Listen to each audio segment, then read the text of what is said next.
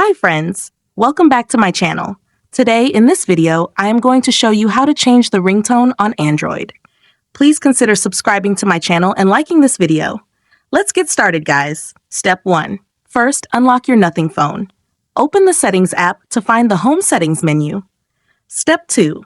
Now scroll down and choose the Sound and Vibration option on the screen. This menu contains additional options for customizing your sound and vibration features.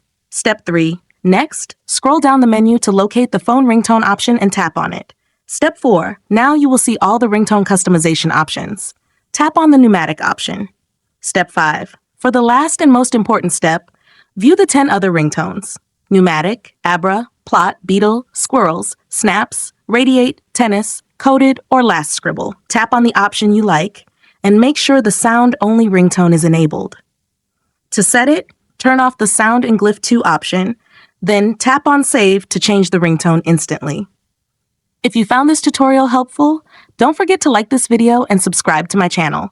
Thanks for watching, and see you next time.